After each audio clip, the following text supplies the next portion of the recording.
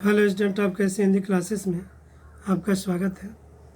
आज अर्थालंकार के विषय में बताया जाएगा। अर्थालंकार के भेद। पहला है उपमा अलंकार। जब दो व्यक्तियों या वस्तुओं में समान गुणों धर्मों के कारण समानता बनाई जाती है, वह उपमा अलंकार होता है। जैसे सीता की आंखें मृग के समान चंचल है। इस पंक्ति में सीता की आंखों की चंचलता मृग के समान बताई गई है, अतः यहाँ सीता की आंखें प्रस्तुत होंगी और मृग अप्रस्तुत। दो वस्तुओं के बीच जब समानता बताई जाती है तब चार वस्तुएं हमारे समक्ष उपस्थित होती हैं। पहला, प्रस्तुत या उपमेय। जिस व्यक्ति या वस्तु की समानता बताई जाती है वह प्रस्तुत या उपमेय होता है। उपयुक्त पंक्ति में उपमेय है सीता की आंखें। अप्रस्तुत या उपमान। जिस वस्तु से समानता बताई जा रही हो वह वस्तु उपमान कहलाती है। उपर्युक्त पंक्ति में उपमान है मृग। साधारण धर्म। वह समान गुण या धर्म जिसके आधार पर समानता बताई गई हो। उपयुक्त पंक्ति में चंचल।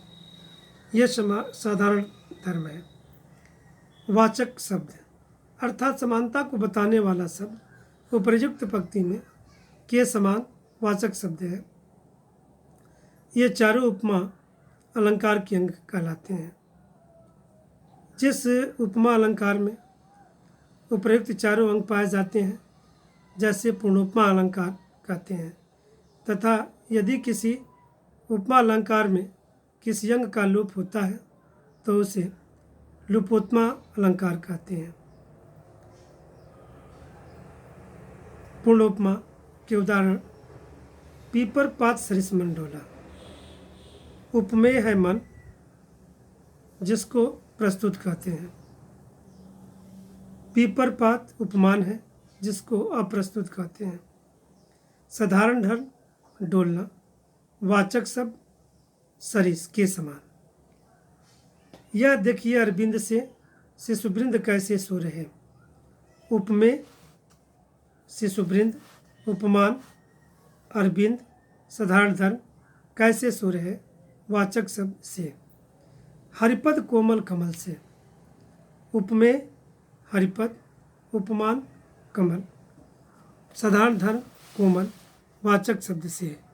लुपोत्मा अलंकार।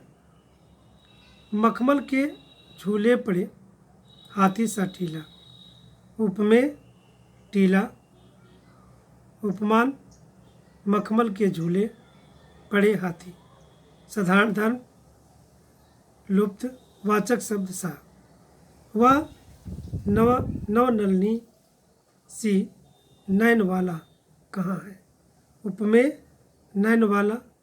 उपमान नवनलिनी। साधारण धर्म लुप्त वाचक शब्द से। इसी प्रकार हाय फूल सी कोमल बच्ची हुई राख की थी ढेरी। पक्षी की तुलना फूल से। उषा सुनहले तीर बरसाती जय लक्ष्मी सी उदित हुई। उषा की तुलना तीर बरसाती जय लक्ष्मी से। नील गगन सदृश शांत था सो रहा।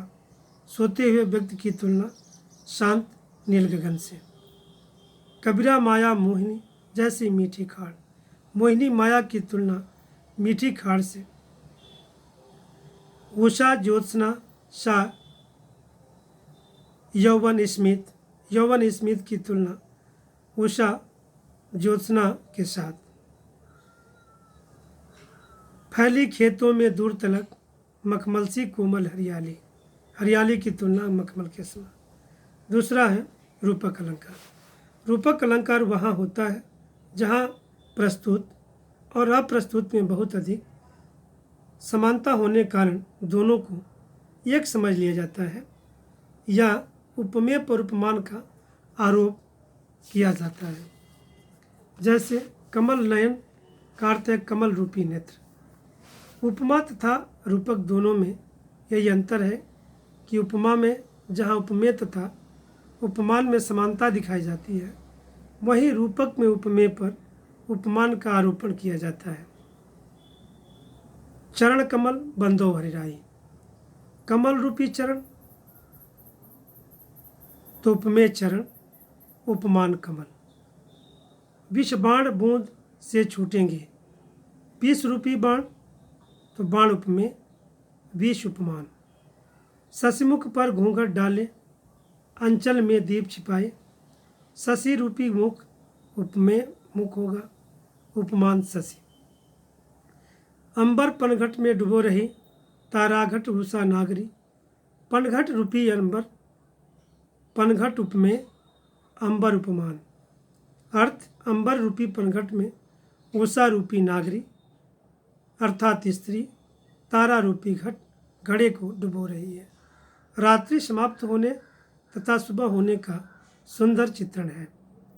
अंबर पनघट उपमेय पनघट उपमान अंबर, तारा घट उपमेय घट है उपमान तारा है। उषा नागरी उपमेय नागरी उपमान उषा। मैया मैं तो चंद्र खिलौना ले हूँ, चंद्रमा रूपी खिलौना। पायो जी मैंने राम रतन धन पायो, राम रतन रूपी धन। उदित उदयगिरि मंच पर रघुबर बाल पतंग, विकसे संत सरोज सब हर्षे लोचन भृंग। उदयगिरि रूपी मंच बाल सूर्य रूपी रघुबर, सरोज रूपी सब संत, भृंग भंवरे रूपी लोचन। वनशारदी चंद्रिका चादर ओढ़े, चंद्रिका रूपी चादर।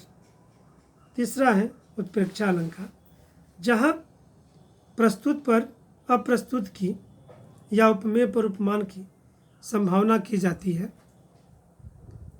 वहाँ उत्प्रेक्षा अलंकार होता है। उत्प्रेक्षा अलंकार में प्रस्तुत तथा अप्रस्तुत के गुणधर्म की समानता के कारण समान होने की संभावना कर ली जाती है या उपमेय को उपमान जैसा मान लिया जाता है।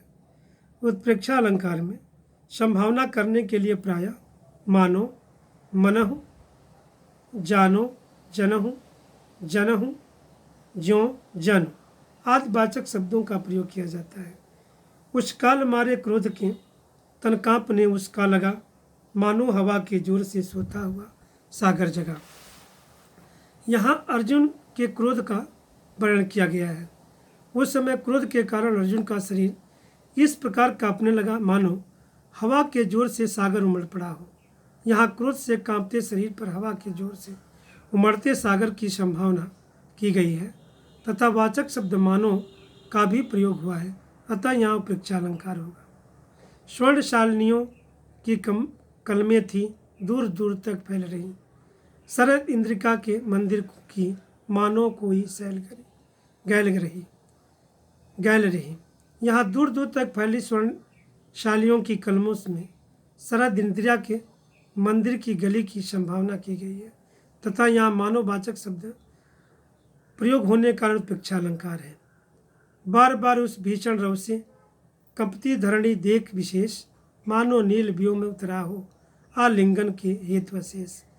अर्थात यहाँ भीषण रव के कारण धरती के कंपन पर यह संभावना की गई है कि मानो यह कंपन नीले आकाश में के आलिंगन के कारण है। मानो वाचक शब्द का प्रयोग ही उत्प्रेक्षा अलंकार की सूचना दे रहा है। सोहत ओढ़े पीत पट श्याम सलोने गात, मनोह नीलमणि शैल पर आतप परियो प्रभात।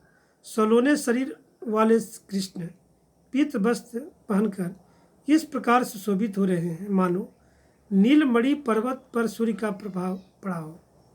यहाँ उपमेय में उपमान की संभावना की गई है तथा मनोवाचक शब्द का प्रयोग होने के कारण उत्प्रेक्षा अलंकार है। उसके बाद अतिशयोक्ति अलंकार।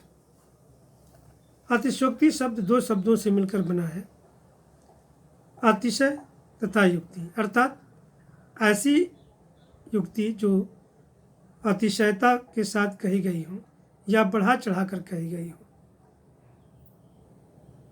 इस तरह कविता में जब प्रस्तुत या अप्रस्तुत का वर्णन बहुत बढ़ा चढ़ाकर अतिशयपूर्ण ढंग से किया जाता है, वहाँ अतिशयोक्ति अलंकार होता है। जैसे हनुमान की पूंछ में लग्न पाई आग, लंका सगरी जल गई गए निशाचर भाग।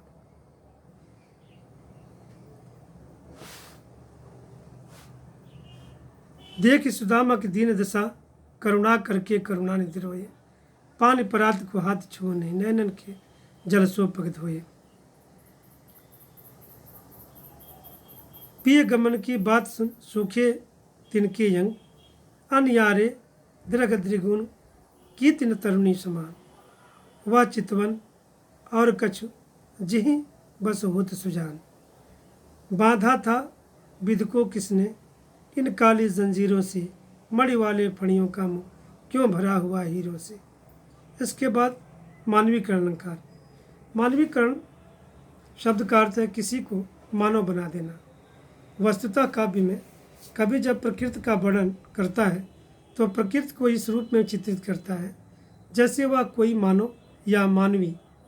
ऐसे स्थलों पर मानवीकरण अलंकार होता है। जैसे उषा सुनहले तीर बरसाती, जय लक्ष्मी से उदित हुई। उधर पराजित काल रात्रि भी जल में अंतर्निहित हुई। उषा का आगमन ऐसा लग रहा है जैसे सुनहले तारों की वर्षा करती हुई विजय लक्ष्मी प्रकट हो रही हों, तथा दूसरी ओर रात्रि जो पराजित हो गई है वह मानो उषा के डर से जल समाध लेने जा रही हो। उषा तथा रात्रि को कवि ने मानवी के रूप में चित्रित कर मानवीकरण अलंकार का सुंदर चित्र प्रस्तुत किया है। दिवसावसान का समय मेघमय आसमान से उतर रही, वह संध्या सुंदरी परी सी धीरे धीरे धीरे। यहाँ संध्या को एक सुंदर परी के रूप में आसमान से धीरे धीरे उतरते हुए चित्रित करना मानवीकरण अलंकार का सुंदर उदाहरण है। बीती विभावरी जागरी, अंबर पनघट में डूबो रही। तारा घट उषा नागरी। यहाँ भी कवि ने उषा को उस नायिका के रूप में चित्रित किया है जो तारा रूपी घटों को अंबर रूपी पनघट में डूबो रही हैं। अतः मानवीकरण अलंकार है।